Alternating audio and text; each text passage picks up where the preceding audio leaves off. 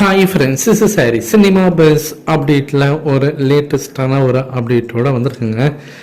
Actually ஒரு விஷயம் வந்து உங்கள் எல்லாருக்கிட்டையும் ஒரு கிளாரிஃபை பண்ணிக்கிறேன். நேற்று வந்து நான் வந்து ஒரு வீடியோ போட்டிருந்தேன் நைட்டு. அதில் வந்து டைட்டில் கார்டில் பார்த்தீங்கன்னா ஸ்பெல்லிங் எரர் ஆகிடுச்சு.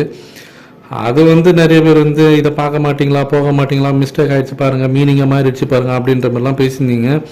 அதுலேயும் நிறைய பேர் பர்சனலாகவே வந்து எனக்கு டெக்ஸ்ட் பண்ணி இந்தமாரி டைட்டில் கார்டில் இந்தமாரி மாறிடுச்சு மாறுத்துங்க அப்படின்லாம் சொன்னீங்க.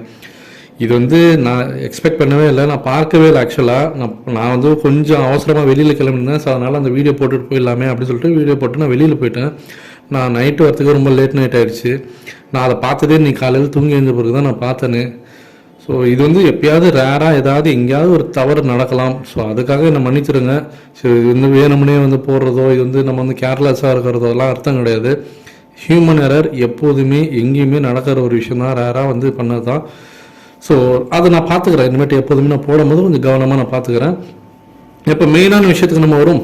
லால் சலாம் படத்தோடைய ஆடியோ லான்ச், ஆக்சுவலி இன்னைக்கு நடக்க வேண்டிய ஆடியோ லான்ச் தள்ளி போயிருக்கு. மறுபடியும் 2வது முறையாக தள்ளி போயிருக்கு. முதல் தடவை ரஜினி சாரோட பிறந்தநாளை ஒட்டி போன வாரம் நடக்கிறதா இருந்தது. அது சம் காரணத்துக்காக அது தள்ளி போட்டாங்க. இப்போ இந்த தடவை பார்த்தீங்கன்னாக்கா இப்போ இந்த மழை வெள்ளம் ஸோ அது இதுன்னு சொல்லவே வேண்டாம், இந்த தடவையும் வேண்டாம் அப்படின்னு சொல்லிட்டு இப்பயும் வந்து தள்ளி போட்டிருக்காங்க.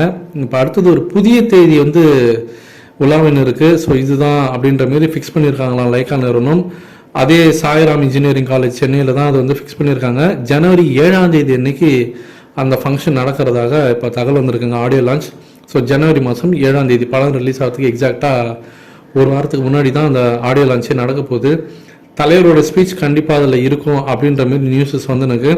தலைவர் நாளையிலிருந்து தலைவர் 170வது படம், அதாவது வேட்டையன் படத்தோடைய அடுத்த ஷெடியூல், கிட்டத்தட்ட ஃபைனல் ஷெடியூல் கூட சொல்லலாம், நாளையிலேருந்து கலந்துக்கிறாருங்க. அதுவும் தமிழ்நாட்டில் தான் எடுக்கிறாங்க. ஸோ இந்த ஷெடியூல் முடியும் தருவாயில் தான், அதாவது இந்த ஷெடியூல் ஆல்மோஸ்ட் பார்த்தீங்கன்னாக்கா அந்த ஜனவரி ஃபர்ஸ்ட் வீக்கில் முடிஞ்சிடும். ஸோ அந்த ஷூட்டிங்கை முடித்த கையோட ரஜினி சார் வந்து கலந்துக்கணும் அந்த ஆடியோ லான்ச்சில் அப்படின்றதுக்காக தான் அந்த ஜனவரி 7ஆம் தேதி ஃபிக்ஸ் பண்ணியிருக்காங்களாம். ஸோ இதுதான் இப்போ லேட்டஸ்டான அப்டேட் ஃப்ரெண்ட்ஸ்.